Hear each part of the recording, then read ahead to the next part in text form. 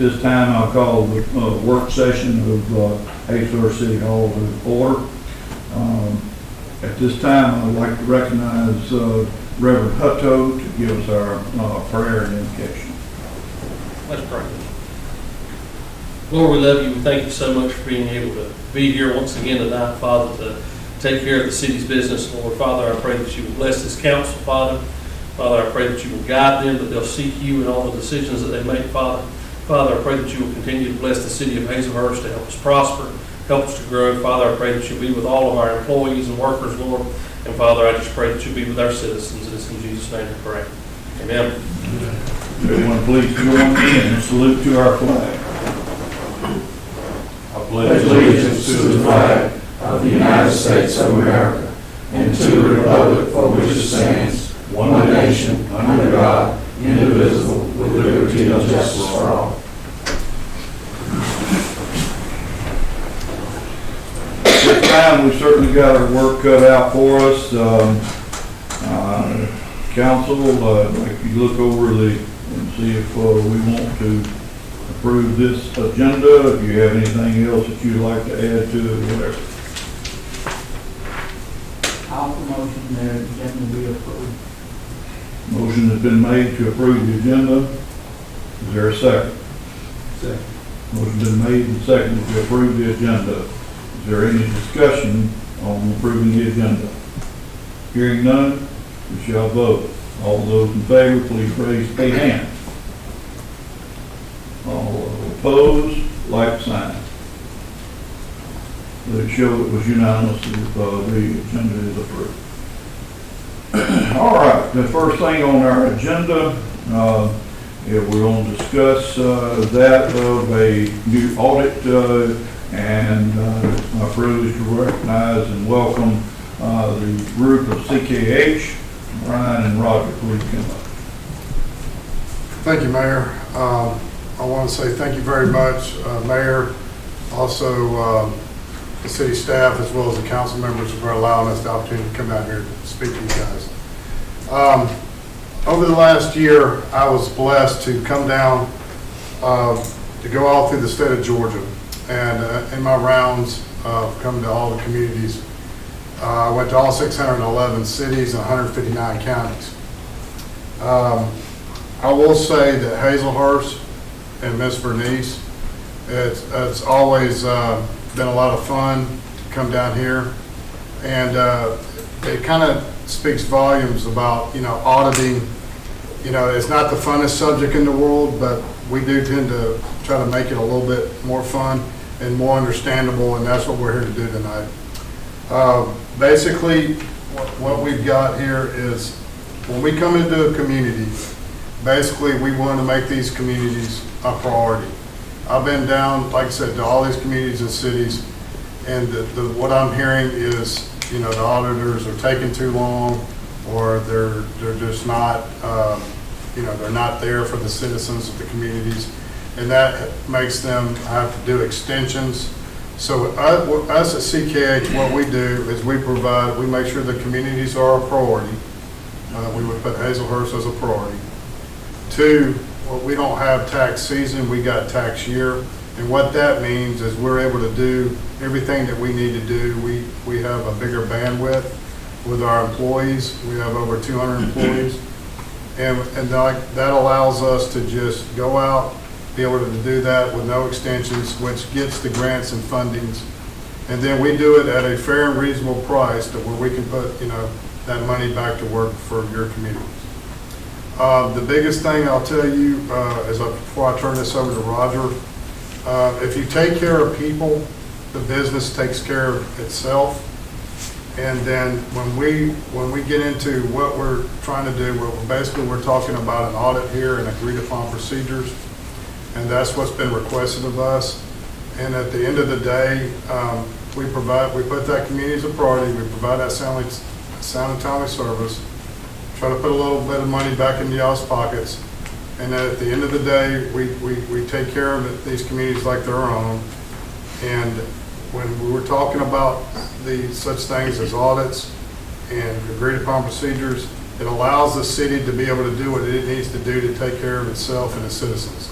It's an absolute privilege to be here tonight. I'm about to turn it over to Roger to get into the technical expertise about the agreed upon procedures and the audit. Thank you, Brian. Thank you, council, citizens of Hazelhurst. I like to start out and really, say why CKH Group. And I always go to this, page 3.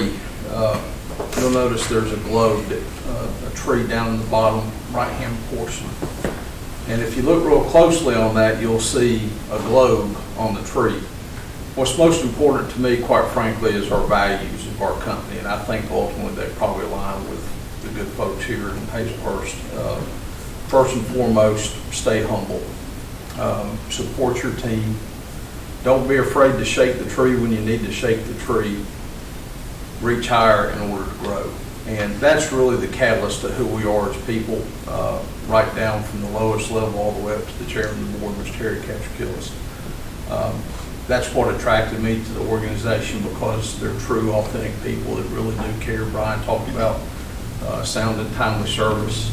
And with that, we care. We're not looking for, a one and done relationship. I want Ms. Thompson, Mayor Ramey, or any of the council or citizens, if they got a question, they can call me at 9 o'clock at night. And if I don't answer the phone, it's probably because I'm on the phone, but leave me a message and I will call you back. So we care. And we want to be more than just what I call a vendor. We want to be viewed upon as a partner, if you will. So that's number one. Number two, I like to talk about commitment. If there's one thing I think that has made our organization successful, is the commitment that comes from the highest level of leadership all the way down to the lowest level. Our men and women employees stay up, quite frankly, around the clock, working on various, whether it's audits, agreed upon procedures, tax initiatives, and we're able to do that because we have back offices in different time zones. So that's been very helpful to us in helping our customers, because we're able to work 24 hours around the clock or delegate task off as need be. So I think the commitment part is important. And last of all, I would say competence. We just recently, 3 or 4 months ago, just opened up an office over in Hawkinsville because of the number of accounts that we have down here. And that was a commitment by our founder, because he's like, Roger, we got to be closer to them, So we've opened up an office. We've made a commitment to be here, as an organization in South Georgia, which I think is great. But when I talk about competence, Brian and I both come from military backgrounds, which sometimes that doesn't always fit, but our chairman of the board is very pro discipline structure. And one of the things, every one of our employees, I take them personally through a book called Locked On Teams, and it's all about leadership, organization, communication, knowledge, experience, and discipline. So right down to the lowest level employee up to the CEO, we go through these principles annually. And what the big emphasis is placed upon it is communicate. And Brian alluded to it earlier, but one of the things that I've seen and kind of followed Brian along throughout this entire state, which if you've ever seen the movie Indiana Jones and you saw that little airplane going around, that's what he looked like going around the state of Georgia, literally drove the whole state. But we want it to be good is not good enough. We want to be great. Show up on time is to be late. You better be early if you want to be on time. And that's kind of how we look at it. And we understand how important these agreed upon procedures would be, as well as the audit, because ultimately it impacts the community in getting grants. And a lot of times, fortunately, unfortunately, we've worked with some municipalities that were late. Sometimes they end up having to increase their millage rate to cover expenses that they wouldn't have had to done had they been on time with their audit. So all that being said, I feel extremely confident that CKH Group can come in here, we'll do a sound job, we'll be on time, and we'll be available, and we'll communicate. With the agreed upon procedures, we've talked, that would be a separate entity that we would do. And the reason why, I'm not sure how in-depth the details should go, but the reason why I recommend agreed upon procedures first is it's a lot more cost-effective than doing a forensic. So I think you ultimately end up saving money, because what would occur in a forensic is going to be a lot of the same things that you would get in agreed upon procedures. But the difference is, it's like, you know, you pay $150 for agreed upon procedures, you pay $250 for forensic. Well, I would be doing you a disservice if I sat up here and said, yeah, let's go do forensic, because those agreed upon procedures will have to occur. And those will be things that we would get specific from Ms. Thompson or Mayor Ramey, an itemized list of things that you would want us to look at. And those are separate from the normal audit as well. So I'm glad to answer any questions, address any concerns that anybody may have. Do you all do forensic audit? Yes, we do. Okay, the next thing, how many cities do you all represent, and how long have you been in business? So we've been in business over 20 years. Yeah, we have worked with about 26 municipalities this year. You represent that many cities now? Yes, correct.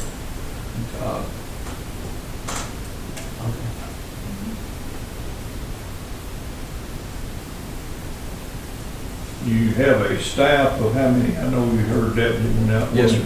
Yes, sir. We got a staff, so we have 20 people, actually 25 in Atlanta.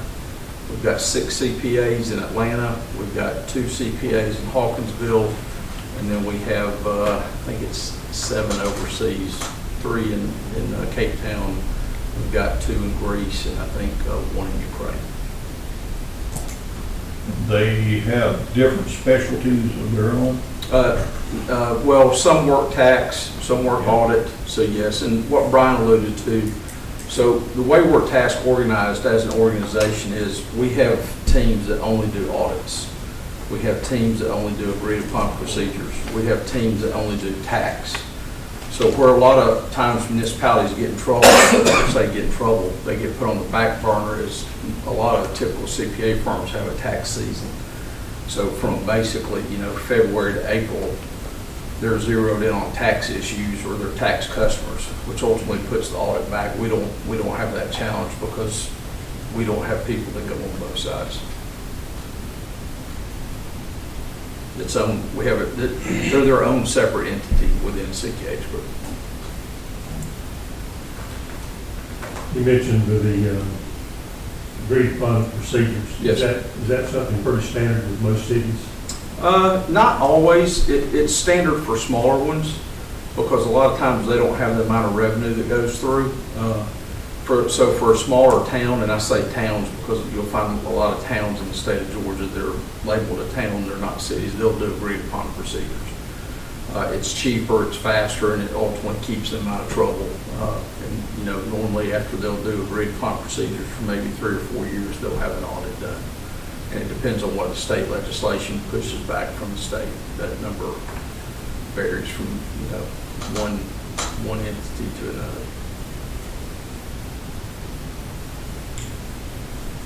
One of the reasons that I reached back out to you guys to come down and talk to us was because of the work that you were able to do for one of our somewhat neighboring cities. Yes, sir. Talk to us a little bit about the speed and what all you Sure. had to do there. So the city of Reedsville, Mrs. Mayor Vicki Nail, this was back in March, I believe it was. She called me up, actually called me directly up, and she said, Roger, she just took over as mayor, and they were 1.5 years behind. The accounting firm that they were using, doing their back-end books, was not up to speed. They weren't current. The firm that they were using doing their audit couldn't do what they needed to do because of their accountant, but they also were kind of delinquent. So they had $1.5 million in grants that were sitting on the table, and it had to get done. It wasn't a matter of can we push it back. This was a, you know, at all expense, we got to go accomplish the mission. So we deployed a team of basically 4 accountants down to Reedsville for 3 weeks straight. They worked 12, 13, 14-hour days, got the job done, got everything set up, got the audit done, and they ultimately ended up getting their agreed upon, or getting their $1.5 million grant. You'll probably see this coming out, and Mr. Chavis, I'll give one more example, two more. It's not confirmed yet, but we've had a few cities approach us that are 4 and 5 years delinquent. And they're losing revenue. And we're literally about to pull both of those out after having worked with them for a year. And anytime a municipality gets that far back, you can't get out that quick because of changes in personnel or a lack of discipline on the financial side of the house. So, and I don't like to mention those cities by name just because it's, it may be looked upon in a negative aspect, but I'm glad to talk to you one-on-one and welcome to call those individuals if you ever felt like you needed to for additional references. I'm glad to give those. I fully suspect that GMA that I met with at the GMA conference they actually approach us and they actually send us a list of all those that are delinquent to me, to Brian, because they know the work we're doing. And the whole goal of this, honestly, is to help these small municipalities get back up where they need to be at. Because so many are drying up for one reason or another. And it's not for a lack of knowledge sometimes at the city level. It's just for a lack of education. They don't know what they don't know. Just 2 days ago, we went to Walnut Grove, Brian did, with 2 of our employees. They had some challenges with their QuickBooks. Within 2 hours, we had a year of their information fixed that their current CPA firm had not told them. It was just kind of a click of a couple of buttons to take your financials from your bank statements into QuickBooks. But they had kind of been making money on that. So, we're going to do the right thing at all expenses. Just as a point of clarity in my ignorance, the term agreed upon procedures and then the term audit, agreed on procedures is an audit, right? No, it's not considered an audit. It is a set of instructions provided by the customer or by the client of things that you want us to look at and do an in-depth, detailed analysis. So those is a total different than an audit. You're giving an opinion. So oftentimes the preface to a forensic audit It's still going to be agreed upon procedures. Right? So if we were to go forensic, we're going to end up going through and doing the same thing we would have done in agreed upon procedures. We're just going to charge you $100 more per hour to do it, which is why I don't want that. It just gives you a little bit better idea of where to look. Exactly. Right. You get to look under the hood and do a little bit more, if you want to call it preventive maintenance or investigation, before you actually jump into it full force. But if you go on an agreed upon, if you do that, is there a certain amount in terms, if I can say, I can't always talk, that you all will cut it off before you say, hey, you just need to do it forensic? Yeah, we would run the course and what we feel like you're looking for, and then probably come back and say, okay, I think We need to do something else. you need to go somewhere else. But I wouldn't feel right about charging you for a forensic audit at a higher price rate when I'm going to do the same thing in agreed upon procedures. Yeah. I wouldn't feel good about that. You're not a crook, right? No. Good call, Mr. Davis. Who would be responsible? Let's say you run into it that the books here was not up to snuff. And it's time for us to get all this information into Atlanta to make sure that we was compliant. Right. Who would handle that? Would that be you, or would that be our? That would be us. I mean, we would file the paperwork You would do. on behalf So of. if we got in the hot water with that, Who would take that off us? You? Well, we have insurance, so. And I didn't need to know. Okay.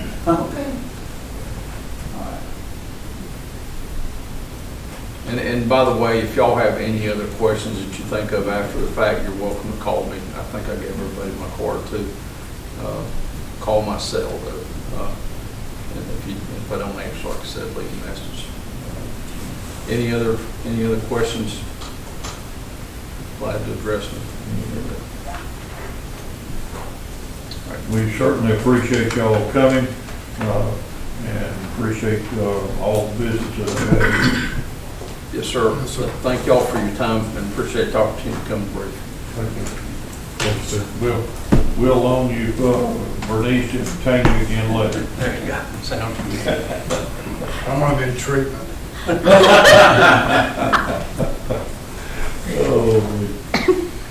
All right, I believe that leads us to number 2, which is our discussion on our health insurance and renewal. Would it be time? Mayor, thank you.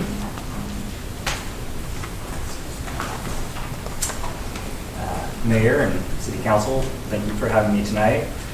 My name is Tommy Hayes with MSI Benefits Group, and for a few of y'all who haven't met me yet, I'm a benefits consultant.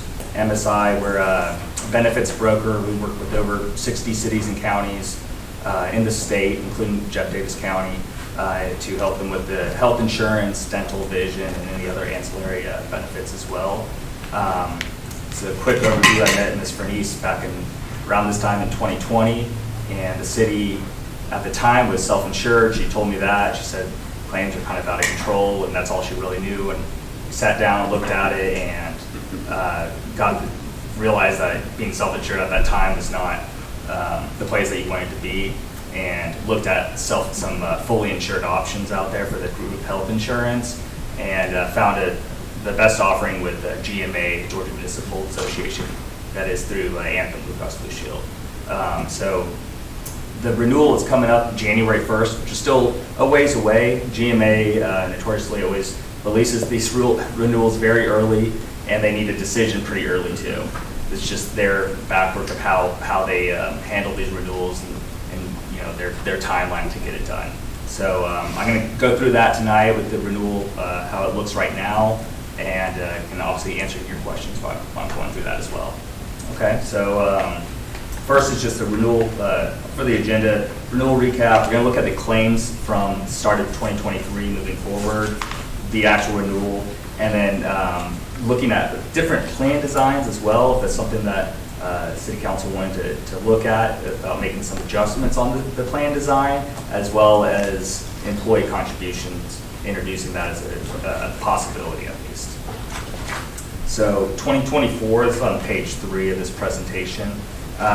Last year with GMA, the city received like a 15% renewal increase and ended up renewing with no claim changes at all.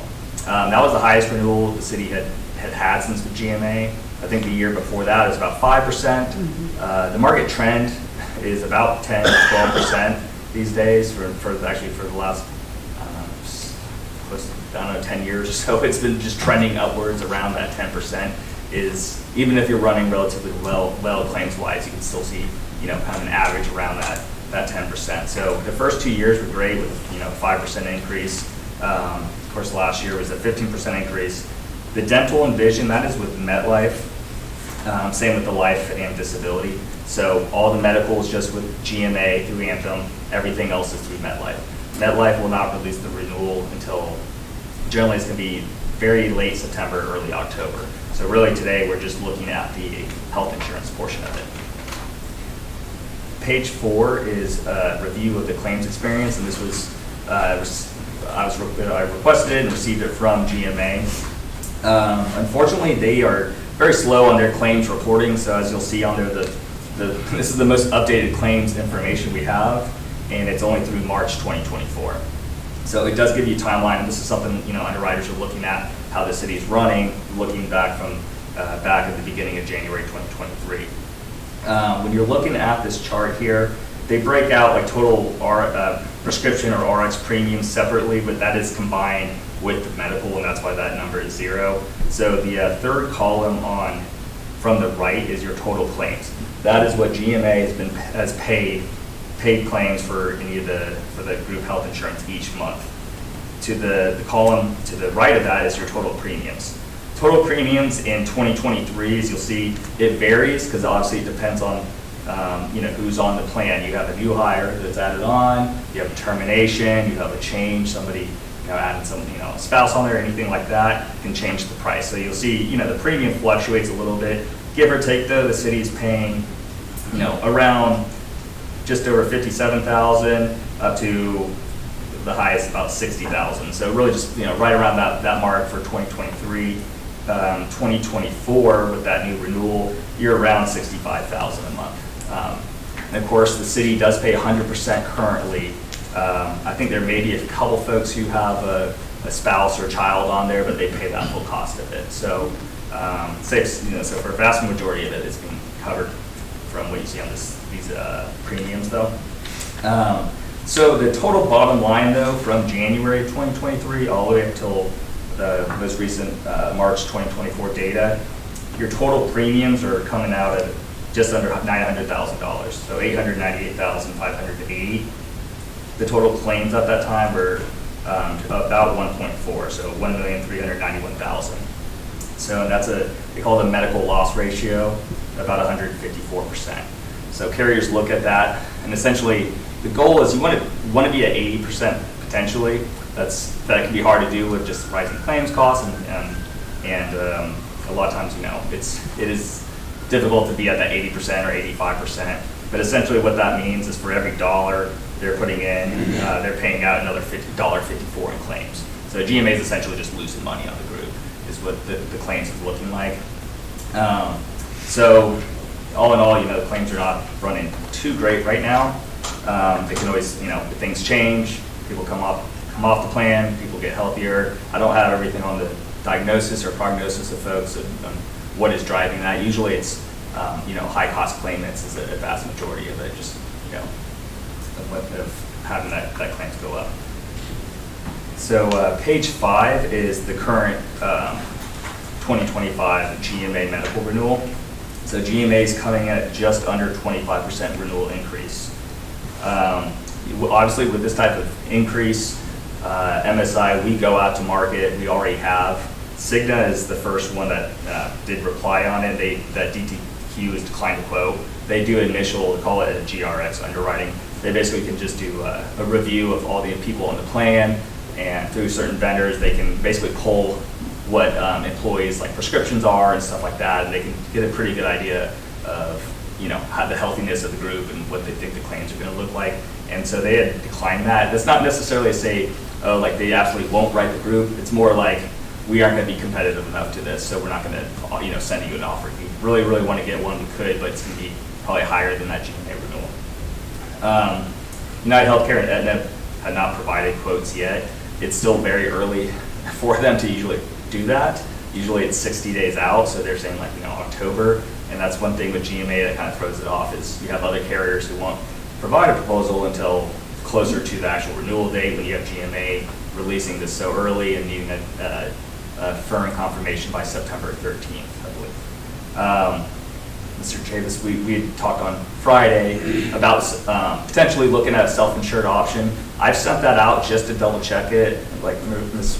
Bernice and I were looking at, from years ago, that's what the city had at the time. And being self-insured does have its benefits. GMA, it's kind of like these are cookie cutter plans. You kind of take it or leave it. You don't get to tweak it. You can't really do anything else with it. If you're self-insured, you can potentially, you can make the plan a little bit more flexible. The county's self-insured right now, and they can do something with a direct line with the hospital, or they can change their pharmacy, things like that. So there's good things and bad things from it. If your claims are running really high, though, then it can be difficult to be in on the self-insured side of it. So I have still requested that quote just to see, because they'll do a current review, and Ms. Bernice, I'll follow up with you and let you know how that comes back. So I was hoping to hear something today, but I'm still waiting for it. I'm not super hopeful though that it's gonna be great, but we'll again see what the self-insured option looks like. Page 6 is an overview, and then the next few pages are kind of individual slides of each of these. So there's a lot of numbers on here to look at and be a little bit confusing, like what you are seeing. So these are the renewal and then 3 alternative plans. So you see on the very left column, this is showing the employee, employee plus spouse, employee plus children. You guys have about 52 employees on the plan right now. 50 of them are employee only, and you got 2 folks with employee plus children on there. The current plan is that point of service POS 8060 1000. What that means is it's a point of service network, which is Anthem's large, broad network. This is generally the one you want to be on these days. Those are cheaper than PPOs, but still just as good. It's $1,000 deductible per individual, 80% co-insurance after that deductible is met, and then a $4,000 maximum out of pocket. Excuse me. So it's a rich benefit. It's a really nice plan, especially these days. $1,000 deductible is looking better and better, just how expensive everything is. So it is a good plan that you're on. Down below is prescriptions, $10 for generic, $35 for formulary, $60 for non-formulary.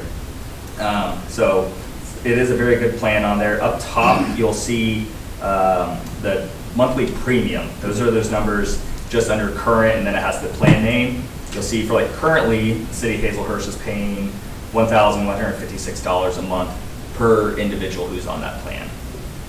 It goes obviously up for those 2 who have the employee plus children on there. Below that is just the numbers just showing the current plan design and how that's laid out. And then down below that is the biweekly deductions. So right now, City of Hazelhurst does have a very rich plan. If you're a full-time employee here, you get free health insurance, which is obviously a really great benefit. So they have no deductions coming out.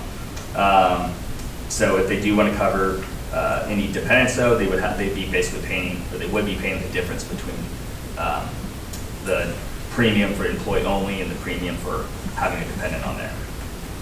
So the total net annual cost for the city currently, again, this is with the current census on there. It can fluctuate a little bit here and there, just depending on those numbers, but it's about $721,000 a year is what the city is covering in health insurance cost. The GMA renewal is the next column over, and that is showing with the 25% increase to the rates. So your rate would be going from $1,156 up to $1,444 more for employee-only coverage. This is the exact same plan as current as well, and so it is a increase on there. Now, with this alternative plan, what I did down below is you'll see the employee deductions. We put this at if the city was going to pay 95%. And if you want to see other alternative ones, I can certainly send those to Ms. Bernice as well, but we thought this was a good starting point, was the 95%. Down below, if you did renew just as is, we're going to just renew with a $1,000 deductible plan, and we're going to pay 95%, the employees would have to chip in 5% of that cost. You would have your biweekly deductions at about $33.34. That'd be a pre-tax deduction for the employee if they wanted to sign up for the health insurance. Obviously, right now, you have very good participation. Anyone who comes here is, it's free insurance, I'm probably going to sign up. If there's a cost to it, this one being about $67 a month, people may not sign up for the plan, they may sign up for the plan. One thing to just caution for it is if you want to do, kind of ease into it, if you are going to do an employee contribution, and if you do a huge, put a lot on the employees, so I've seen this happen in a different county where, all of a sudden they were paying nothing, and then all of a sudden they're paying $150 a month and people can't afford it. You lose a lot of the healthier, younger guys or women who are on the plan, and then your next renewal comes around, you've lost some of the younger healthy folks, and you only have some folks who really need the insurance, and that's why they're like, well, I'll pay whatever, I'll pay the $200 a month, and then you get wrapped with, even higher renewals, so it can be kind of a vicious process there, where next thing you're looking at is a 30% or 40% increase out there. So just to put that out there. Now, option one, this would be moving up your deductible. You guys have had the same plan for the last 4 years at $1,000. Option one would be moving up to like a $1,500 deductible. So moving that deductible up $500. The amount of people who meet their deductible is usually pretty low compared to like the plan at whole. Most people are, who sign up for insurance, a lot of them are seeing their doctor, which is a copay, a $40 copay. Seeing a specialist, maybe it's a $50 copay. A lot of times that deductible only comes into play for certain diagnostic testing, or if they have like an inpatient or outpatient surgery, where they can be meeting that deductible. So this one wouldn't move that up a little bit and have their max out of pocket for the medical be at $5,000. And you can see on there, down below, highlighted there is your net annual cost of the city. If you did like option one with that 95%, you'd be at the net annual cost about $820,000. So that'd be a 14% increase. So it would cut down to that 25% increase that you're facing down to about a 14% increase instead. Option two would be bumping that deductible up to $2,000. Max out of pocket goes up to $5,500. So still, still a good plan as well. You are moving up the deductible though, and that max out of pocket. The copays are staying the same, so it's $40 for the doctor, $50 for a specialist, $200 for emergency room, $60 for urgent care. So those stay the same for each one of them. And then option three is a $3,000 deductible. Again, honestly, the higher you go up in the deductible, the lower the premiums are going to be. So from the renewal to option three, it's about $137 difference on there. So it's not a staggering amount of difference, but it does help, to raise that deductible on there. Now, the next few pages, just like more of a one page for each slide that we're looking at, just because there's so many numbers on there. So page 7 is just the actual renewal, showing it at a 95% contribution. So if you just left it as is and did it at 95%, your net annual cost would be $856,000. As shown on the initial renewal, if you continued paying 100% for employees and then take that full 25% increase, the net annual cost of the city would be about $900,000. So it would be, about $856 with this renewal. So that's about a $135,000 increase. Again, and then option one is on page 8. This is showing the $1,500 deductible. That would put your net annual cost to the city at $820,000, which is the 14% increase. Option two is the $2,000 deductible, gets you down to 11% increase. That's $804,000 a year net annual cost. And then the option three, the $3,000 deductible. You're close to staying the same with that one. You're about a 7% increase at the end, which would be lower than what the trend is. Page 11 is just a benchmarking report. So it just kind of shows an average of other MSI clients. Like I said, we handle a lot of cities and counties. And so this kind of takes an average of it, so you have an idea of how you guys compare to other cities and counties around the state. So, you guys are about 52 employees on there. And this is just MSI's clients. So, obviously we have different clients around. So this is, the average there is 341. Y'all are at 52. That doesn't really change anything. So the actual deductible, you're lower than the average deductible you have. Our average deductible is about $2,100. $2,166 is the average group client that we have. So 80% co-insurance, that's pretty standard. We see it a lot on the average here. It's about 86%. Your max out of pocket's also maybe a little bit lower than average. Right now, Hazelhurst for the medical is $4,000. Hazelhurst does have the medical of $4,000, and then there is a pharmacy that's $1,600. So really, you're at $5,600. So you're very close on that one as well. And then you can also see your monthly premium, which is higher than average for this type of plan. So you're about that $1,156. The average is about $848. And then the employer contribution. So currently, y'all cover 100% for employees, and then nothing for the dependents. The other, the kind of showing the average on there, it's about 94%, and then there's some contribution toward dependents on there for family or children. So, and then as far as monthly cost is down there below for the employee. Last few things, just the open enrollment timeline. So, obviously, it's still early, it's only August 12th. GMA requires that, final confirmation by September 13th. Obviously, I'll follow up with Ms. Bernice about, that self-insured option, and if y'all want to see any other, employer contribution scenarios on there, I can certainly provide those. We'll get the dental and vision renewal hopefully late November or late September and get that finalized as well. And then we'll have open enrollment here late October, early November, and MSI assists with all that. We'll have non-commissioned enrollers here, usually in this room, and we'll be there to educate and go over and answer any questions for the employees. So that's everything I have right now, and if anyone has any questions or wants to go over anything.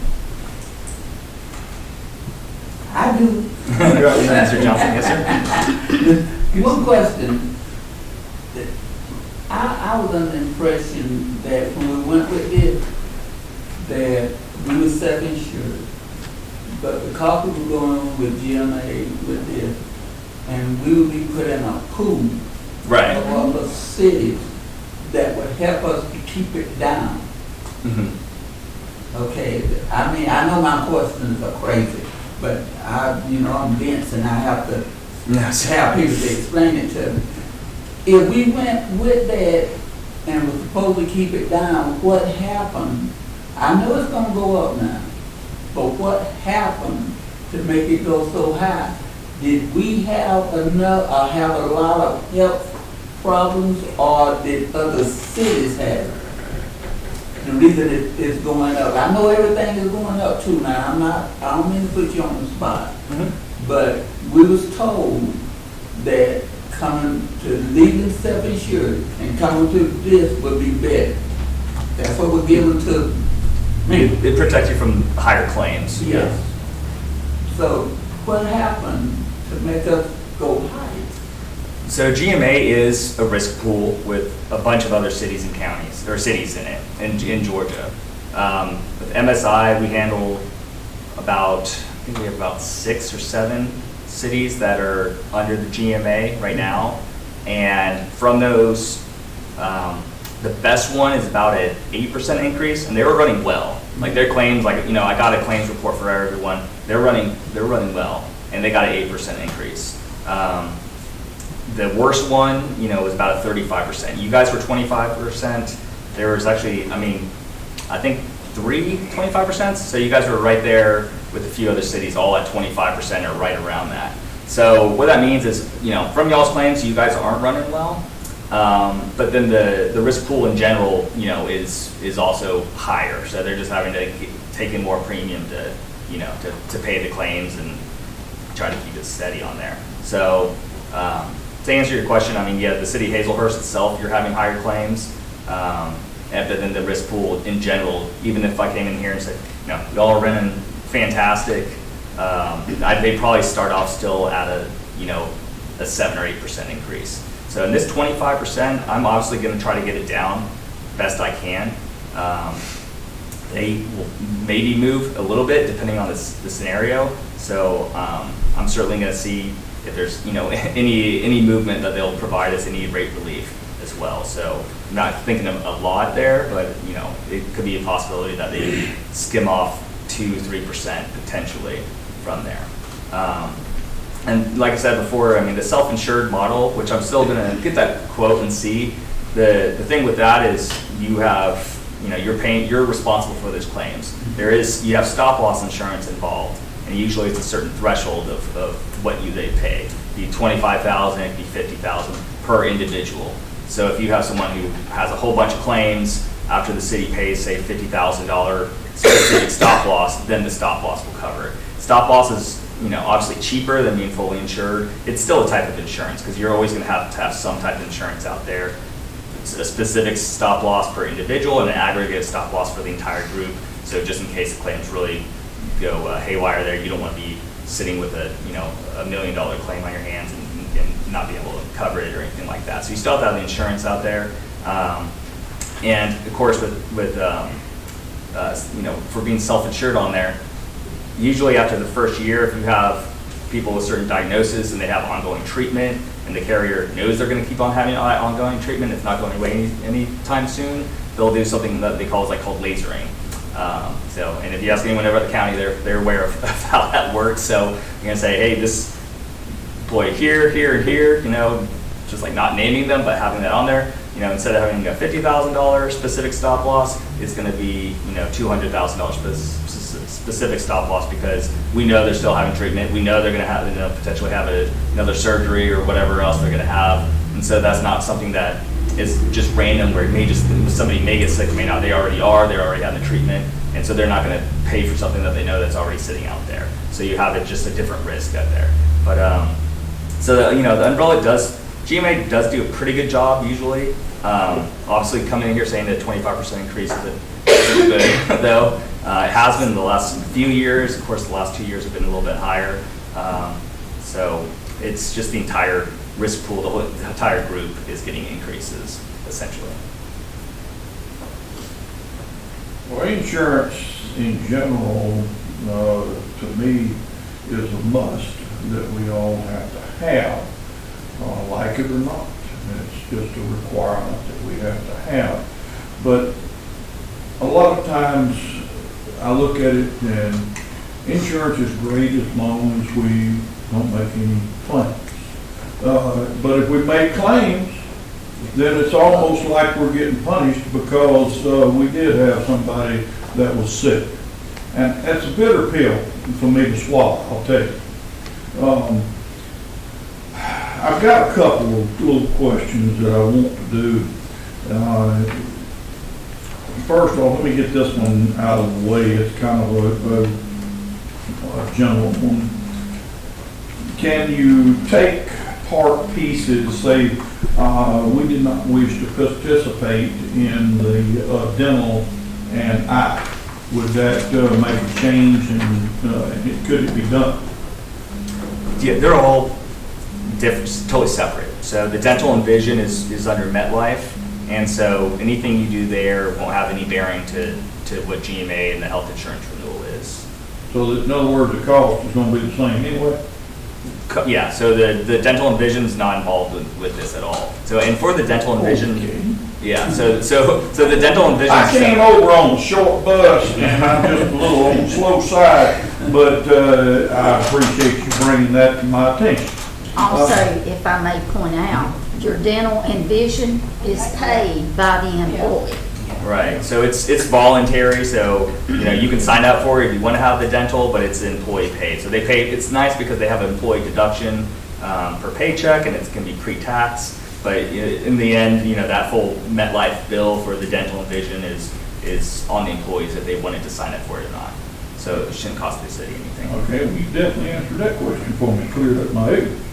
But at the same time, I have another question that I need to get to. And we looked at that of the deductibles. If the higher the deductible, the lower the premium. Correct. And we looked at this as our premiums, say it starts off with the $1,000 deductible. It's $33.64. That means it's going to be $66 when you're talking about that. It's doubling that for the month. But what I fail to see, I know my math is not real good, but I go up $1,000 in deductible, and my price is supposed to be going down. Does not go down appreciably to $1,000. I'm talking $2 compared to $2,000. I don't follow that in my math, how that really helped me. Yeah, so when they're taking on that risk, you're right for moving up your deductible $500 is gonna lower the cost, but not significantly. Moving up, if you're they still have a lot of nearly the same risk in it. I mean, there is some more cost sharing for the employee if they have a higher deductible, but you're right, like the premium doesn't go down a significant amount. Those numbers you're looking at below, that would just be what the employee deduction is, and so that's why it's so similar, being about $33 going to $31.96, because that's only that 5% of the actual cost. So if you're looking at like, you know, the renewal right now is $1,444. If you moved it up $500, that's $1,384. So it's $60 less a month per individual. So it's a little bit less, but it's not going to be, you know, a huge drop in the cost. Not a question, but a comment. Has it increased so much and increased the difference in the, from the deductible to what it's saving me? If you went all the way to 3,000, I can't buy a Big Mac for what you're saving. Yeah. Yeah, I mean, moving the deductible up to 3,000. Yeah, moving that up, it'd save you, you know, it's about $137 difference. That's it between just the renewal and having the $3,000 deductible on there.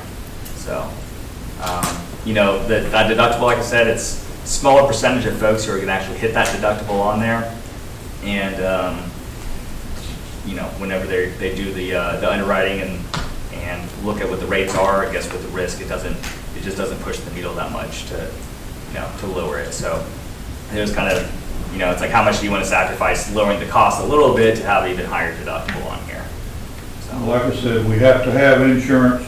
You've given us an option. thank you. Anyone else have questions? So my question would be this, sir. So with that $1,000 deductible that we have already, right? Out of the 50, we say 50 people, plus 52, two Yeah. is the kids or whatever. Out of those 50 individuals that have this medical insurance that the city has, right? How many hit that $1,000 deductible? 5-10%, 5, maybe 10 people. That'd be a lot That's like per year? per year. Yeah, I mean, $1,000 is low. Like I said, I mean that's on the lower end these days. I mean, 5 or 6 people that yeah, get that. probably. $1,000 deductible. Yeah, GMA doesn't give me that information of like the exact claims on that, so I can't tell you. But generally, yeah, it's going to be a 5-10%. So, you know, like I said, you know, a lot of folks are going to be using it for mostly co-pays. They may have to meet something toward the deductible, but may not meet it. So, you know, like I said, the deductible though now $1,000 is a little bit on the lower end. I mean, like 15, 20 years ago, that was like outrageous, and everyone had a $200 deductible. Now $1,000 deductible, like from years ago, was a really good deductible, and we've seen some cities and groups have to like kind of keep on inching it up a little bit to try to. So right now, what's the average deductible around? I think it was like just over $2,000. So that's on average. That was the average, which is MSI clients, which are about 60 cities and counties. So the state health plan on that benchmark, the state health plan is about their average deductible is about $1,300, which is a little bit lower too. So, but as far as the MSIs, it was like $22,166. So, you know, so 1,000 is a little bit lower than that. And out of that, the ones that's on that average, how many actually meet that? It, like I said, probably be like between 5% and 10% of the population. So whatever that percentage is, 100. For that number of individuals that's on it, because I was just trying to figure out. Right. Yeah. So, yeah, I'd say maybe 10%. Just kind of depends on the given year, you know. Okay. I don't have any. You said that if you quote self-insure, you'll include a stop loss insurance in there as well for us to look at. Oh yeah. It would be yeah, you'd have to have that in there too. So there's fixed costs with it. Like I said, there's the specific stop loss, which is a premium, and usually that's going to still run at like $300 to $400 a month. Then you have the TPA that you pay for because you need to have some administrative cost, and then you have like an aggregate stop loss as well. The aggregate's just for the, you know, for a full the full group to hit like a certain number, then the insurance would cover everything, and that's usually pretty cheap. But you have those fixed costs that kind of add in there too. The TPA, you know, is fairly, you know, additional cost each month for them to handle all that, because they essentially be like the insurance company. You know, you get a card from them, they handle all the claims, all that good stuff. So yeah, so I'll see how that looks, you know. But the stop loss really depends on if it looks like it makes sense or not. So if the stop loss number is super high, then it wouldn't, then it wouldn't work. If I remember correctly, when we went from being self-insured to talking with you all and GMA, our premium in 2020, being self-insured, was anywhere from $900 to $1,000. And we're talking 4 years ago, under the self-insured plan. And y'all were cheap, under GMA. Yeah, I remember it was, at the time it was significantly cheaper, so. And we did have lasers on at least 3 employees. I know that there will be a laser on 1 already, if not 2, Yeah, right so- now. Yeah, and I certainly don't want to come here just, presenting GMA like, we're MSI, we're an independent broker. We want to, years change. Like definitely in 2020 when I saw, I was like, y'all should absolutely, you should have no business to be self-insured right now. You're on the smaller end to be self-insured too. Usually, a lot of times, like a lot of self-insured quotes will do nothing under like 30 or so. 50 enroll, you can still do it. You're still on the lower end though. But things change each year, so we definitely want to market it and do a market analysis and double check on that, make sure that we're looking everywhere. So the Cigna quote that I did ask for was like a level funded quote, so they'll quote it for fully insured and level funded. And level funded is kind of a hybrid between being fully insured and being self-insured, where there is some stop loss premium that you're paying in there, and you have a potential to get a surplus. But at least with Cigna's review, they weren't going to be competitive with it. And that signal was a little fun. Yeah. And Cigna's, honestly, these days, Cigna's usually the better one to look at. Yeah.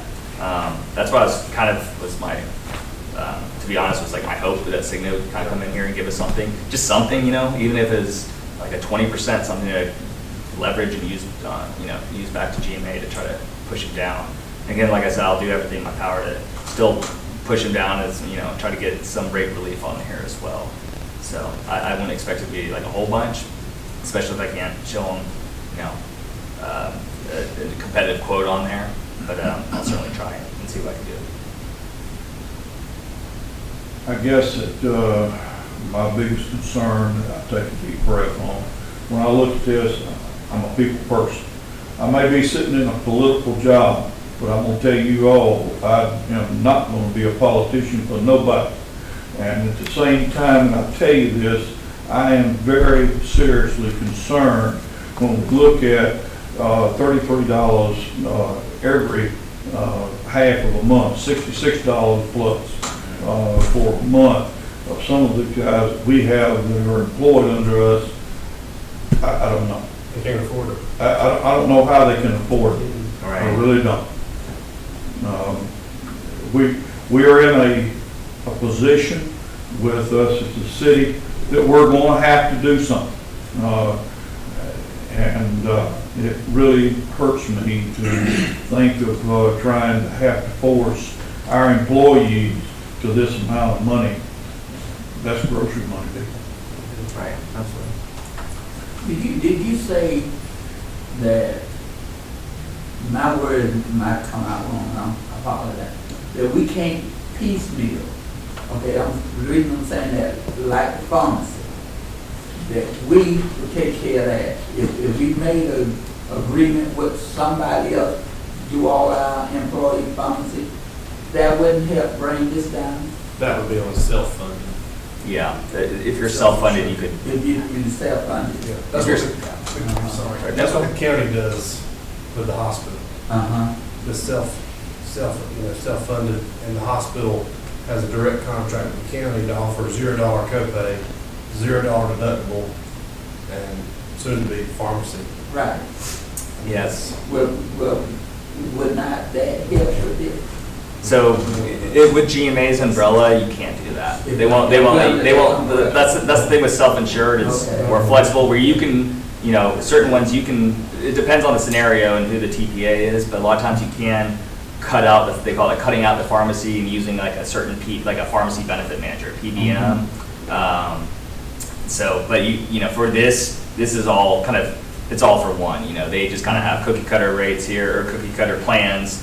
the pharmacy is through Aetna, they don't give you any option. You can't be like, well, I want Optum, I don't want CVS Aetna instead. They won't let you do that. They're kind of just like, here's all the plans, you know, you get to pick whichever one, but you can't, you know, and it kind of makes sense, GMA, there's so many cities in there that it would be just too much to administer probably for them to have that flexibility for everyone. So it's more just, these are the rate, you know, these are the different plans, this is the only pharmacy option you have on there. So yeah, really you know, the changing the pharmacy benefit manager and potentially doing something with the Jeff Davis Hospital, you know, we'd have to do that as like a self-insured option, which is what the county's done.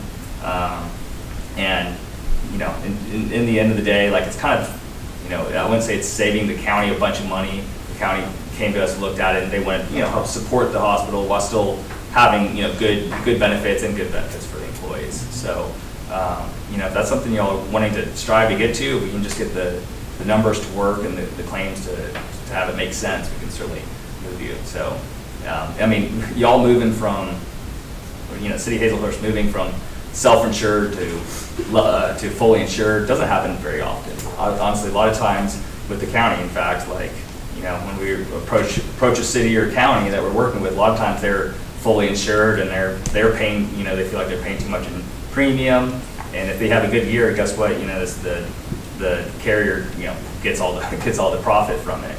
But if you have a good year, you're self-insured, you know, you keep that money. You just have to have a pretty good kind of back nest egg for it too, unless you have a bad year too, and you hit those maximum claims. So just using the county's example, you know, they've had a really good year, and then they've had like, you know, not as good a year. So they just kind of keep stuff on the side. But yeah, I mean, with GMA, they do have a lot of cities, you know, in the state, and I think they do an okay job at trying to keep costs down. Again, this year's a little bit different story though, for sure.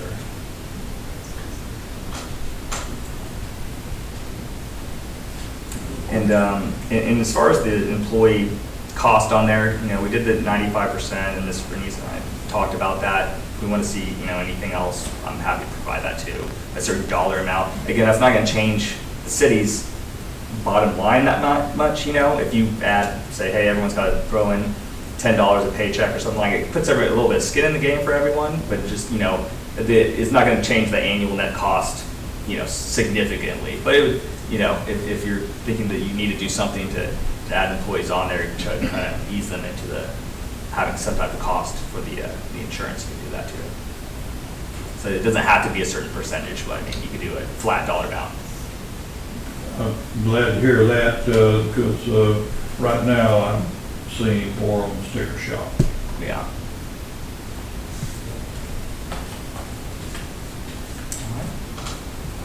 Appreciate you coming and helping us. Thank you very much. Thank you, Tom. Thank you. Appreciate it. Mhm. I'll be staying in touch with you. Okay. Yeah, and I'm gonna, Ms. Bernice, I'll give you a couple cards. We're gonna hand them out to everyone. I'm always available if any of y'all have any questions. Feel free to just give me a call, shoot me an email. I'm happy to talk to y'all. Thank you very much. Thank you, guys. Thank you all. You be safe, okay? All right, thank you, Ms. Bernice. Well, that brings us down to one of our distinguished superintendents, Chief Wasden, is going to talk with us a little bit about more insurance, ISO, and such as that. But before you get started, Chief, I want to commend you. While I skipped out on you, seeing a couple of Washington and Oregon, we had a big win to come in here, and I want to commend you and our city as the things that you have done to be able to help us to get through this. We had minimal things that was here. Thank you very much. Thanks, sir. Thanks, sir. And the water too. And Water. water. I said, I know the water sewer there. I'm talking about the rain. The water group that had this was the drainage that we had that was protected was there. We appreciate everything that you do with the emergency management. Well, I would say both the city and county jumped ahead of, we had a meeting on Sunday, so they actually brought people in on Sunday and started cleaning out areas that they felt there was a problem. And they've done a great job, both for the superintendent's done a real good job of getting out there, Bud City and County, and make sure that happens. So, we recorded 6.9 inches of rain at the EMA. We have a weather stem system there, which is, actually, we put it in last year. The camera is on the water tower here. It has been used probably about 12 times by the national media. So you may even be on the Weather Channel or one of the news channels, and you'll see there's a picture of a meteorologist will be. This is Hazelhurst, Georgia, Davis County. So we've been used quite a bit. And Weather Stem usually will call me and say, "Hey, did you see it?" I was like, "I didn't see it," but I mean, they know afterwards. So, but we've been blessed to be used probably right about 12 times. What I'm here to talk about tonight is ISO and hydrants. One thing I want to let you know ahead of time, just for information only, we are now down to one city engine in the city. Engine 2 had to be towed or hauled to the international dealer, so we have one city fire engine in the city right now. I have brought a county engine I had to pull it from an area that we would respond to with engine 2. So I pulled their engine in, so we have another engine in town, but we have one city engine right now that belongs to us. It's running calls.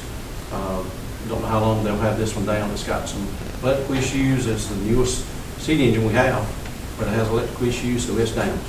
I sent a picture to the mayor and the clerk of which one I buy earlier. So we've been trying to deal with that all day. Started out with 3 different trucks. Issues with 3 different trucks, one city and 2 county. We worked on that all day today.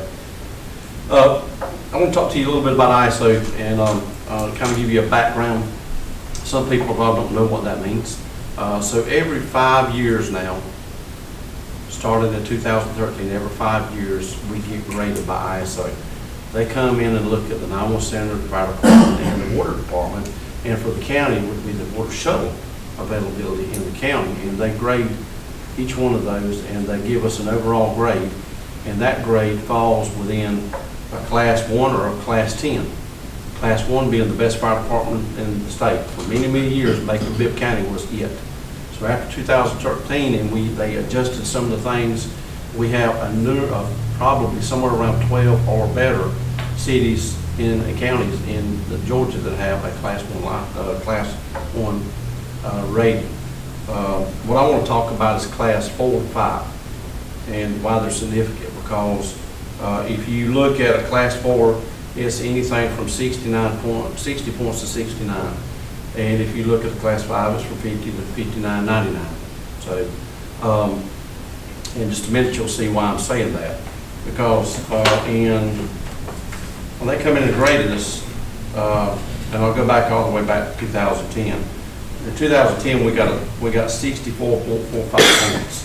That means we were halfway through the class 4. In 2014, we got 60.86 points. 2020, we got graded and we got 54.76 points.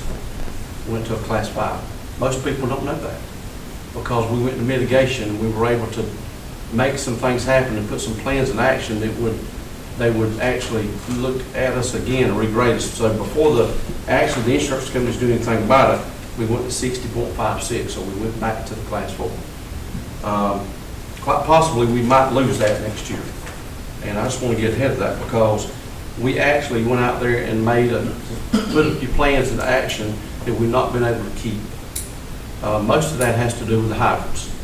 We had got a company to come in. We were supposed to put 66 hydrants in and replace 66 hydrants. That didn't happen. We replaced half of them. Technically half of them were replaced by the company that got the contract. So we have not followed suit with that. So I'm afraid that's going to cause some issues when we get graded next year. We have right now 35 hydrants that are non-workable. 35. Ward 1 has 9. Ward 2 has 13.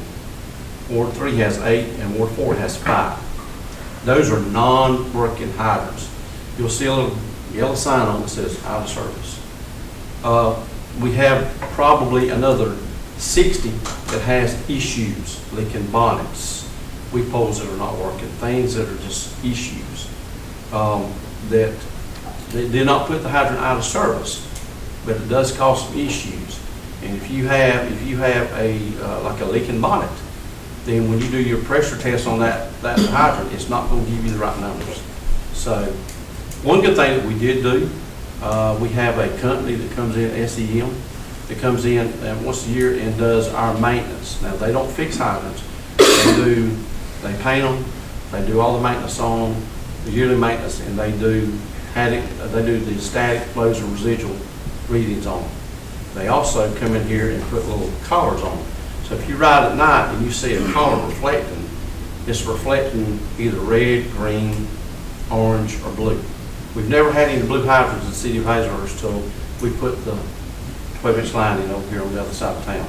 So we have, I think, 4 hydrants that are blue. That means 1,500 gallons per minute or more. So that was a plus. But that's only to the north side of town. And also, we got one on the south side that's over there close to the county road department that actually went blue. But if you get further out towards the schools and things like that, we get to the point where we're in the red or orange, maybe do up to 1,000 gallons a minute. Most of them are 500 or less. So we have an issue, a deep issue with our hydrant system.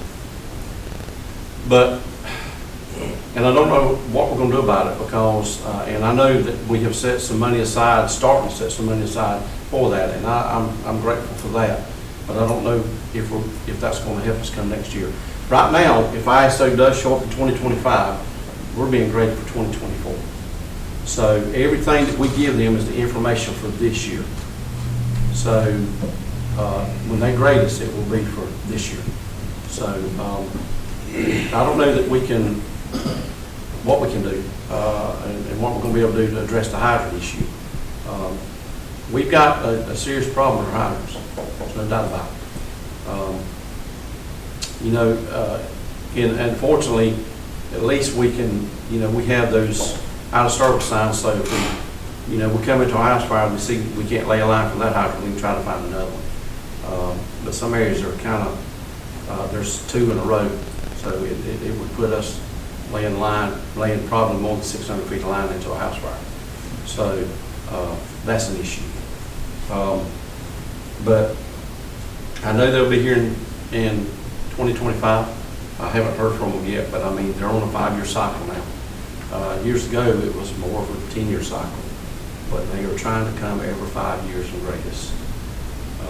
So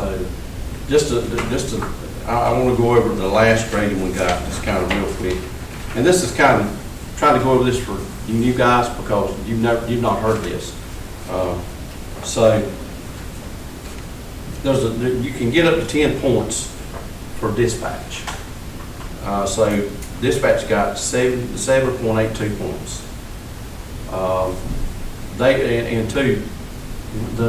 What we looked at and this goes back to the mitigation side of it, what they were able to provide in 2020, the first grading, before we done the amended grading, they did allow them to go back because of their system. We'd had the fire in the building. We were not able to get the data they wanted us to collect off the old system. So they allowed them, once they got the new system, to pull the data off of that they needed. So they actually give us a little grace to do that because they ended up, we were graded at the very end of 2020, very end. So this lingered into 2021. So my anticipation is when we get graded, it'll be in the last quarter of 2025. So we do have about a year from now before they come in here. So they were able to make some adjustments and give them a better grade. So the fire department can get up to 50 points. We got 25.52. We got everything. We got 6 points for engine companies. We have no reserve engines, so we got nothing there. We have pump capacity. We were able to meet the pump capacity because our right now pump capacity in the city of Hazlehurst is 3,500 gallons per minute. So we're able to meet that. With what we have, the ladder service, we got 2.16 points out of 4.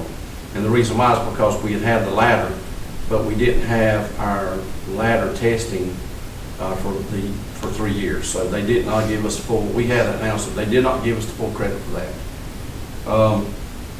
The number reserve ladder, the deployment analyzation is 10, you can get up to 10 points on that, we got 6.11.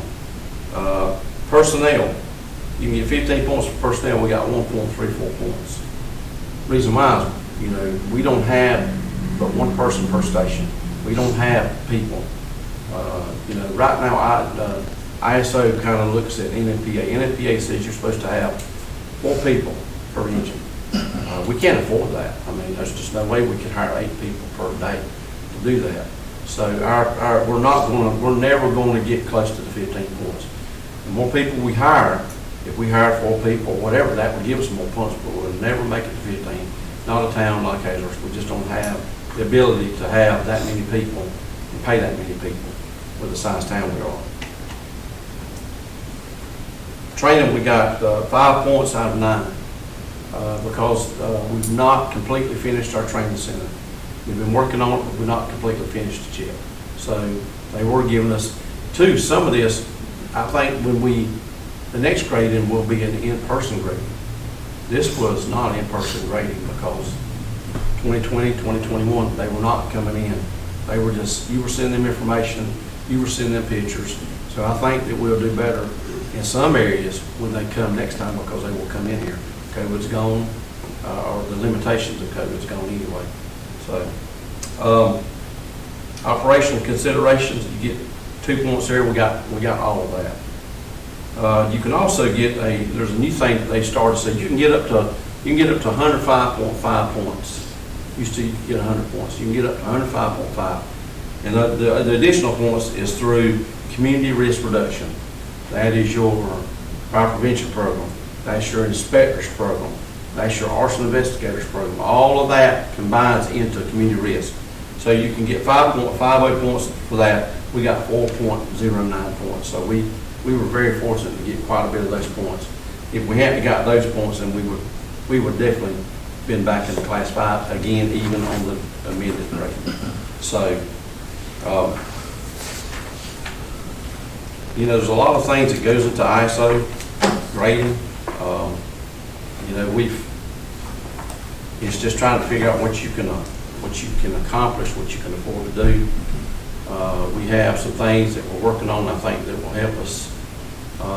But the hydrants is going to be something that's going to cause us major pain because we're not going to be able to supply the data they want because we don't have all of our hydrants. So I just wanted a brief overview what ISO is, what we've looked at over the past many years as far as our grading, and where we're at now. Do y'all have any questions? How many wards, you said Ward 1 was 9, and Ward 2 was how many? 13. So just Ward 1 and 2 is the only one that got insufficient hockey? No, Ward 3 got 8, Y'all had and then they got 5. What helped was when we got that grant and they put in all those hydrants over there. They took a lot of hydrants in that ward that did not work out. Right. So that was a blessing to get that because they put in 9 hydrants on there, I think, in that ward, and it was very helpful. But that like I said, that's just the one drive service right now. What steps did we take to ensure that company fulfilled their contract for half the meters, half the hydrants we didn't get? That's one of my questions. That was being handled by our engineering company, and they've gone through negotiations with them. They did not complete their contract. They said that they did an X amount of more on the valves and such as that. Very frustrating to me. To get numbers, I would probably have to call on Chris to help me with that, but I won't even go into all of the things that were frustrating with the company, that they had challenges from the get-go. Still in business? I'm sure they are. They won't be in business in Hazelhurst if I have anything. And so the next question is this. I know, what was it, a month and a half ago, was listening to a little conversation that you and Chris was having about ways to replace the hydrants, right? They had a system or something that they did that said they would freeze it or something like that to stop the flow, and then you could replace the hydrants. Now, over at Public Works, how many hydrants do we, newer hydrants, right, that we know that are functional, that operate, do we have over there? I think we have about 8 on hand. 8 on hand. Now, with those 8 that's on hand, and I know, have we looked further in detail about the procedure about replacing hydrants? Because the hydrants don't work because they just don't work. Not because the water's not being supplied to the hydrants, correct? Could be either or, sometimes a stem will break. It may be as simple as that, we just have to tear apart and replace that. This procedure was Justin from Turnip Seed. So they had heard about this company that can actually come in and repair and replace under pressure.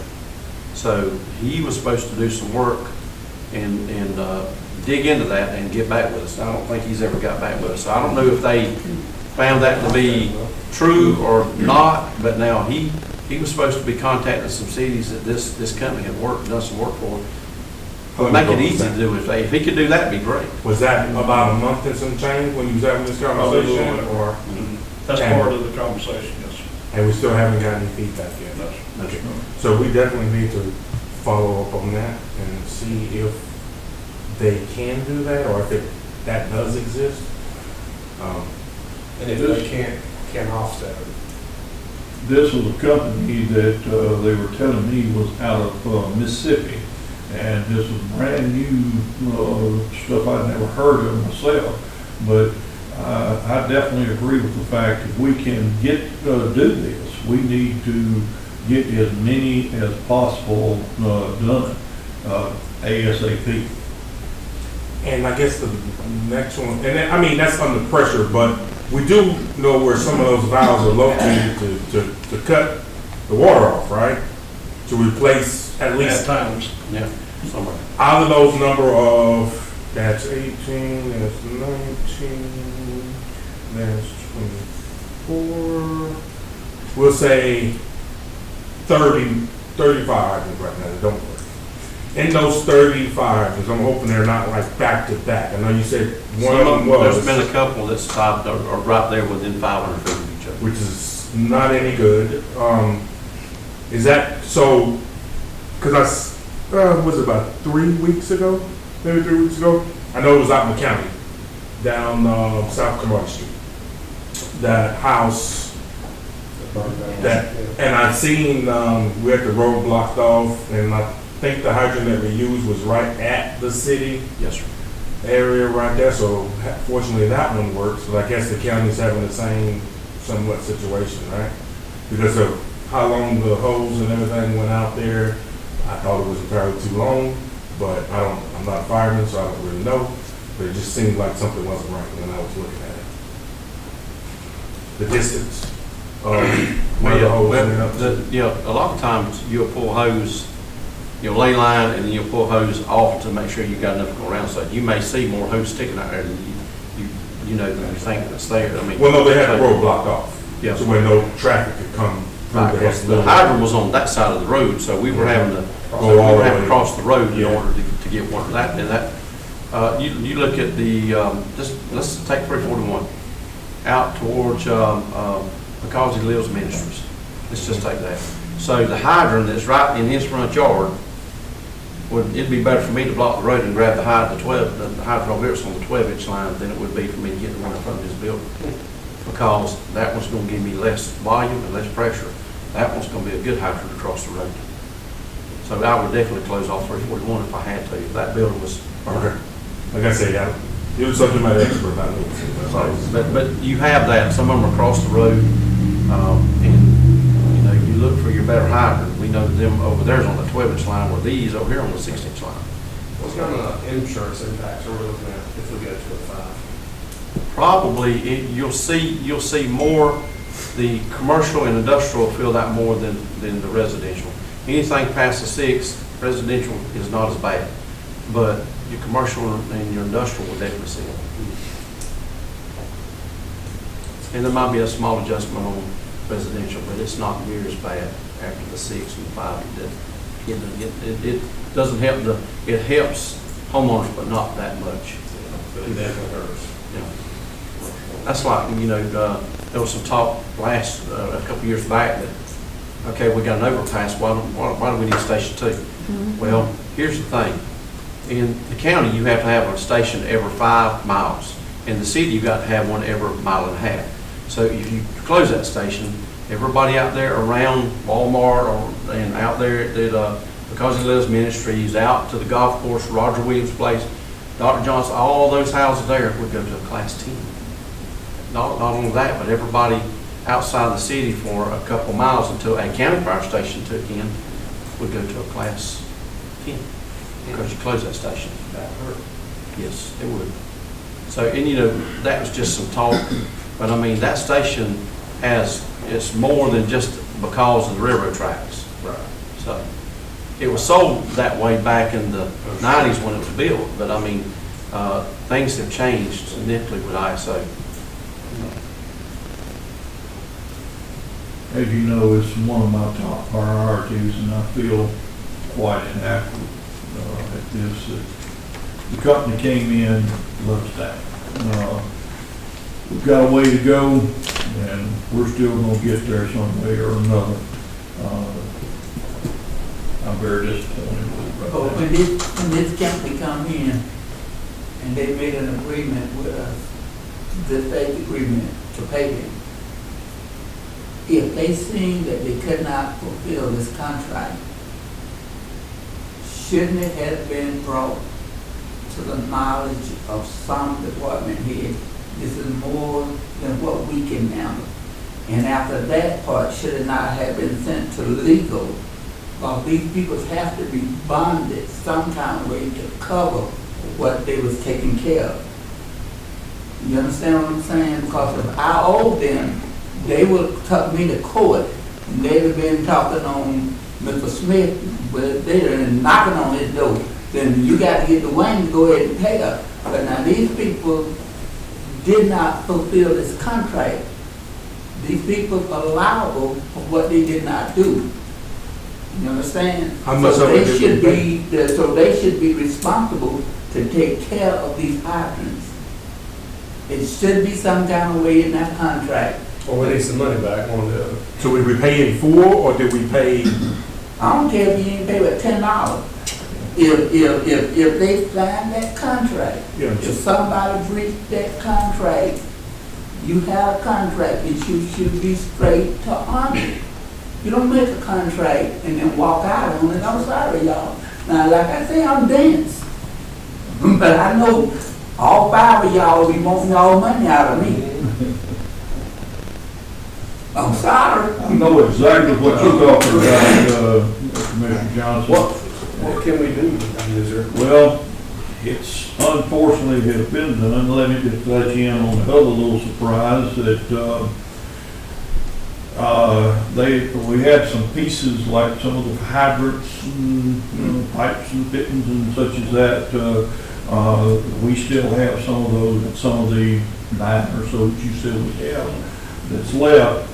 But when it came time that they had to submit the payment for what that they hadn't done, they found a bill that was about 10 years old that, can you tell me, what was it, 500 or 600? 600. So they found this bill for 600 and they paid everything except for the $600 and what parts that we had on hand. They said that they wouldn't pay that $600 because we owed that from a bill 10 years ago, which was a service charge that somebody had told them to come to check out the lift station. By the time they got there, the man that was in charge at that time had already checked it out and changed the float on it, and it was working. but they charged us $600 for a service charge just to come over there, and it wasn't ever paid in 10 years, and that was the negotiations that they're in now. Well, just to let y'all know, I did not come here tonight to blame anybody. I come here tonight just to tell you, this is where we're at. Right, right. And if we go to a class 5, the fire chief was not taking responsibility for it. I'll just tell you, I'm not taking responsibility for it because we worked hard in this agreement with ISO to get back to the class 4 hard. So a lot of things had to be done. A lot of things had to be took care of. Yes, sir. So we done that to get back to class 4 so that the citizens never seen anything different than what they had before. Even though we're just barely in the 4, barely. It doesn't take just a fraction of a point to get us out of the 4 into the 5. So just want to let y'all know. One other little question, I know that we were working on trying to get a truck at the airport. Would this also help us if we were able to ever get that? Well, we did not get the grant to do the station. Yeah. But yes, what we would have is a reserve pumper, and you can get, let me go back to my paperwork. Now, the numbers I tell you on this right here are like, they're fractional numbers. They go into an equation, a huge equation. I can bring the book and show it to you. We don't say ever and scratch your head like, how in the world do you do that? But so I know what you're saying, Chief, because VA benefits. I got 50% for this, 50% for that. In my mind, it equals 100%, but the Nate math is about 56%, 57%. So I know exactly what you're talking about. a reserve gives you 0.5. It gives you like a half a point and a fraction point. Those all, when it goes in that calculation, it is actually, you would think that's oh wow, but when it goes into the calculation, it's worth something. It's worth something. So we do not have a reserve pump. So that, what we were looking to do would take engine 1 and make it a reserve engine, put it at the airport, and then put the new engine uptown. So when we had issues like today, engine 1 could come from the airport and go back to a station and take that engine's place until we got it back. But as it is now, we don't have that. So I'm pulling the county truck into town to take care of what areas we cover for the city and what areas we cover outside the city for the county. So. As city clerk, if I may ask you a question, Chief No, ma'am. Weston. No? How many years have you preached this to mayor and council? A while. I've been here 10 years. I've heard it every Yeah. year. I've talked about it more than once, and even talked about, we brought up to the previous council what happened, and we didn't get the hydrants. Chris and I have talked about this several times, that it didn't happen. We didn't get what we were supposed to. We should have ended up with 66 hydrants, that at least should have been here. And if we didn't get them all put in, but for some reason, we didn't even get 66 hydrants.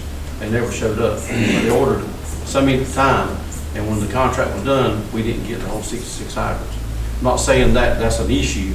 I'm just saying there was money spent on doing other stuff in that contract that failed to address the hydrant issue. And we also had the well over there at Buddy Park. All that was kind of factored into that what we did at that one time. So, but that had nothing to do with their contract. Well, but it was all, that money was in the same pot. Yeah. Well, even though it looks like we're trying to beat up the group that came in to contract it, and they deserve some of it. But sometimes it goes back to the old cliche, you get what you pay for. This was the lowest bidder, and I know Chris has heard me say it more than one time, that we don't have to take necessarily the lowest bidder, but the lowest bidder was most misinformed. I had another bidder that we talked about just a while ago that came in and put something in, and they were definitely amongst the highest bidders. That's because they knew about Hayhurst and the water problems that we have. And that same bidder did an excellent job over in Ward One. Yep. Right. Thank you, Chief. Anything else? Any more questions? Not unless you've got a crystal ball to solve that one. Don't, no, sir. Just wait and see what happens when they get here. The most we can, the more we can do before then will be great. Definitely want to that information with the engineers or whoever was it, Turnipseed, I think you said it is. We need that information like last month. So if we can get that information just to confirm or deny if they will do that. Yeah. Okay. Yes, sir. I'll put you in touch with them and see if we can get something. I'll talk to them, that's fine. Okay. Well, sure. That's all I'll say. All right, we have made it down all the way to number 4, and I'm going to turn this over to Commissioner Jones to discuss our water rates and finance on the. All right. So we're back with water. All right, so council members, yeah, I'm going to be less than that. Right? If you look at it, there was this little form that was handed out to us, right? Month of March, I think it was March. Some quotes was given to us about replacing all the meters and various things throughout the city. And I think the quote at the time was like $600,000. And they said that our first payment wouldn't be due until after the last meter was in a year after. Then the next following month, it changed from a year out to quarterly. The reason then is the finance company has some concerns. And we ain't talking about the meters, they're just the concerns of the finance portion, right? Based off of the number of water, every year, the city of Hazelhurst pumps approximately 300 million gallons of water. Now, out of that, we only charge for approximately 140 million. So we have about 55 to 56% of that water that's being pumped, that's being treated, and everything is what we're actually, the revenue that we're getting off of it. So we're missing out on 55%. So when the finance company did the math of the number of water that we have based off our permits and everything that we submit, we're losing approximately, and this is, I'm going back from last year, we don't know quite this year yet, right? But last year we lost approximately over $400,000. Now, in 2022, I know it says 168, but I don't think that's completely accurate. I think on a consistent basis, because the water rates haven't changed, they've been equally the same, we've been pumping around the same with gallons of water for year to year to year. I'm convinced that we actually missing out on anywhere between $400,000 to $500,000 of revenue of what's being pumped and treated. So that's the concern that they have. And they had some questions. There was an email that was sent out last month about these questions about the rates, which we see the rates. A couple of weeks ago, we voted that it would just be basically inside the city rate, and then the outside was the resident rate that was outside the city limit, that we only added 1.5% to theirs, which is in turn from the $15 to $22.50. So bringing it back around again. We charged the residents, but we didn't do it for the companies, right? I know what we voted on. I'm hoping, and this is just a work session, that we need to reconsider that. I'm asking us to reconsider not just doing the residents of the 1.5%, but the companies as well, based off of the rates. I don't want this administration to be known for people that's money, money, money. We need money, we want to make people pay money, but there are rates that, those rates that was adopted, and I think we did a resolution for it, needed to be done like 10 years ago, or even more. But I want everybody to reconsider that based off of the number of the money, with the revenue that we're losing, and the rates outside the city limits. I want us to reconsider that. And I know it's a little bit expensive, but you put apples to apples for a resident who's on the fixed income, if you also put, you're looking at multi-million-dollar businesses, right?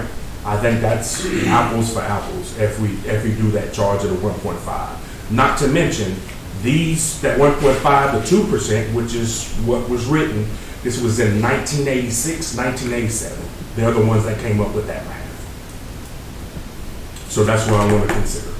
I want us to reconsider it, and on Thursday, maybe vote on it and do a resolution for it. Because we're bleeding very bad. Commissioner Jones, appreciate you bringing this up because it is something I think that we need to reconsider and do some serious thought over it before it comes, our time in Thursday to reconvene again.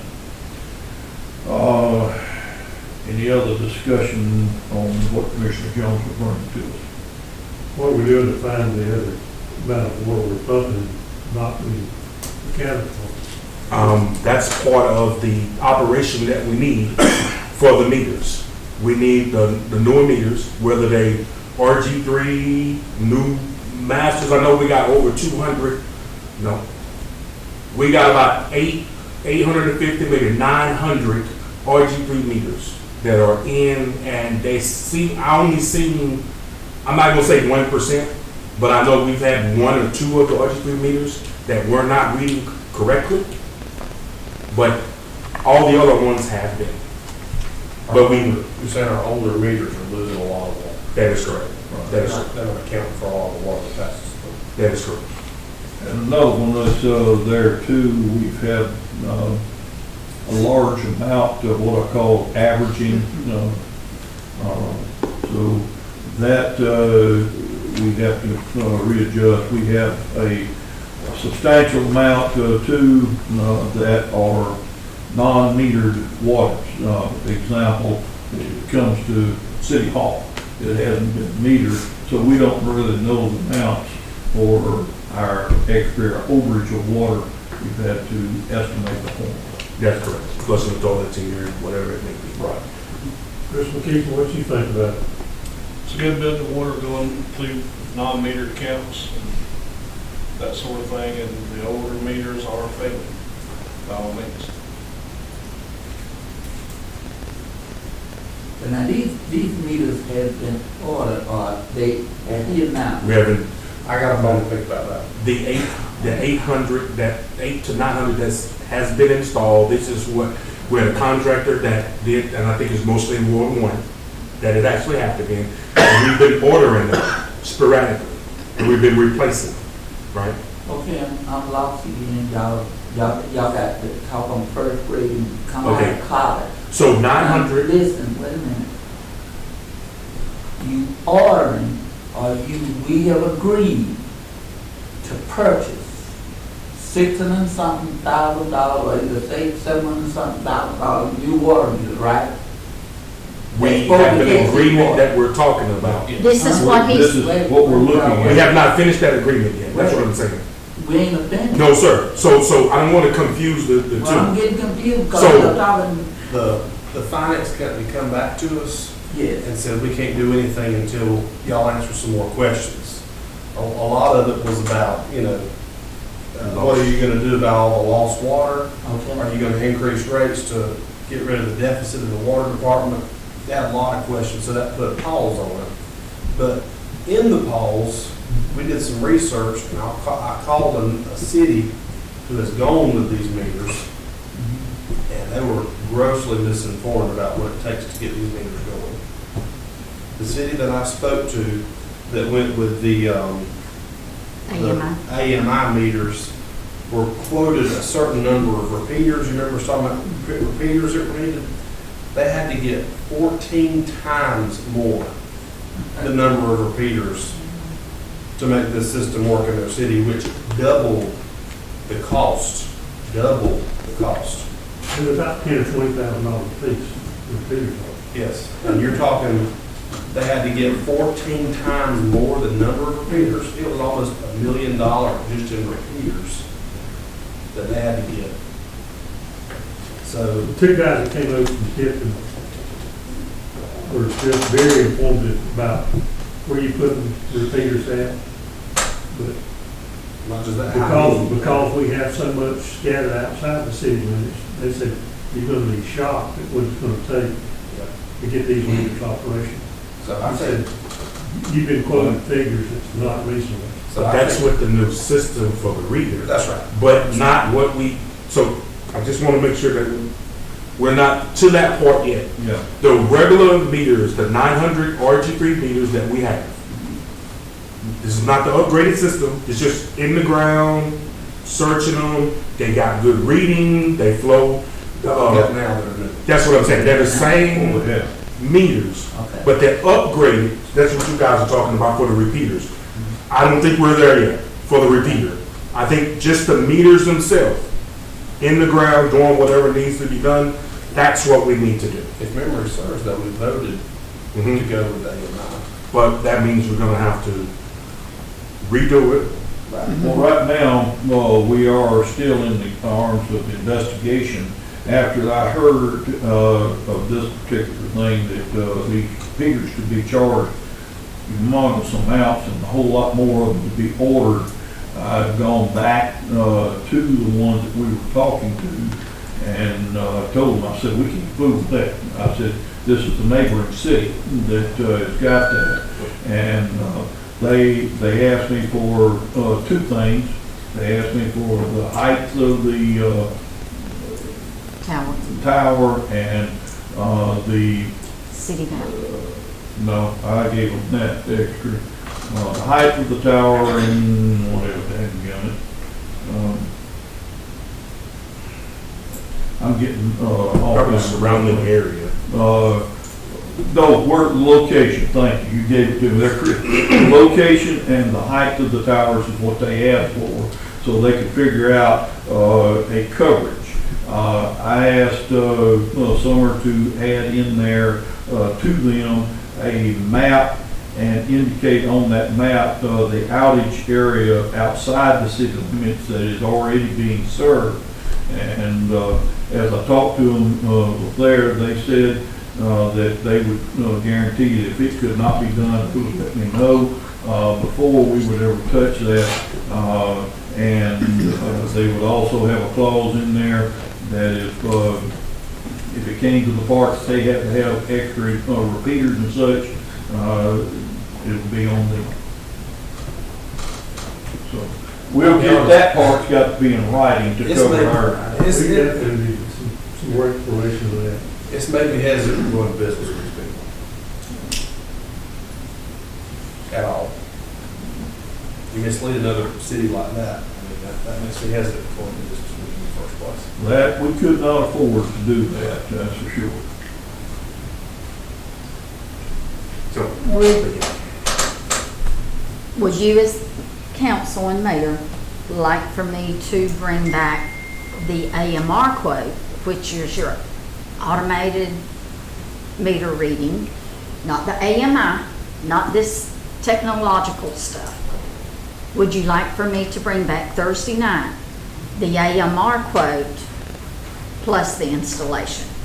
Yes. So you can look at that. Yes. We could look at it again and see where we are, and by the time what I was talking about, that would give them time to put up or shut up, too.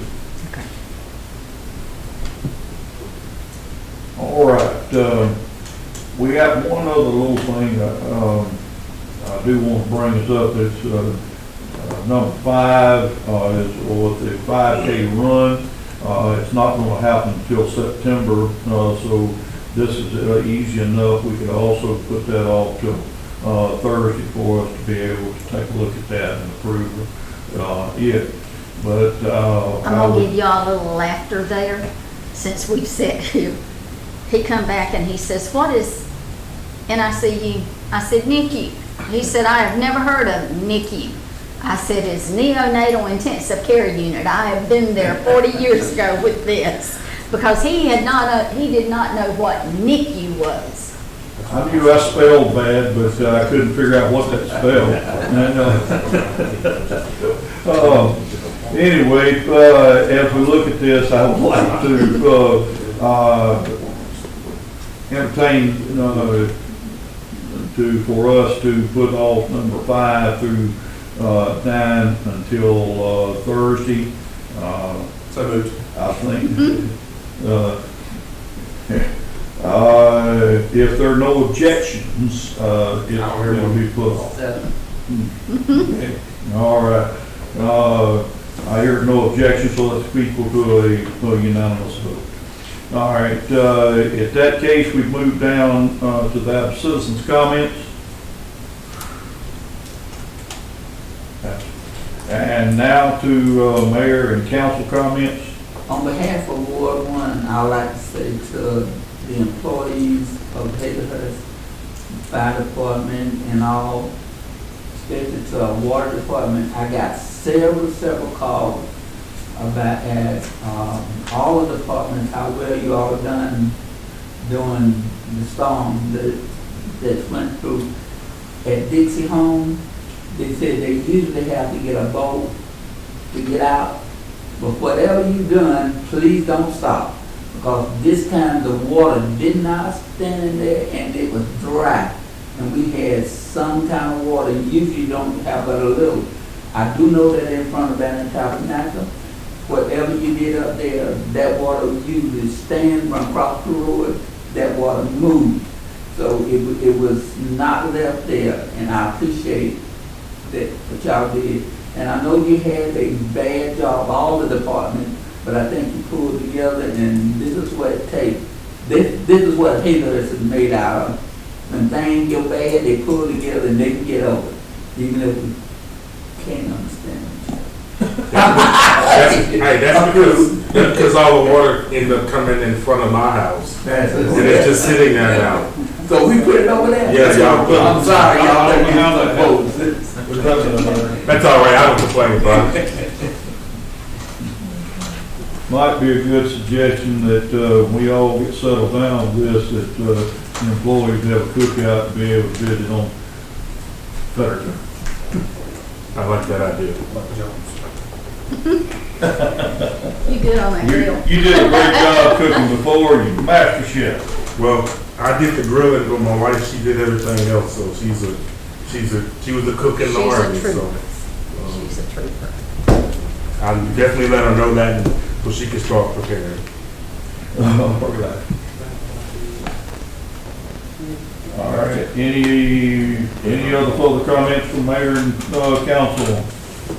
Mr. Johnson got one. You got a motion? I'll propose we go home. All right. Made and seconded, we go home. All those in favor, raise, question? You later. Okay. I'm in trouble. Gotta go to the principal's office. All those in favor, please raise a hand. All opposed, same sign. Good night, guys.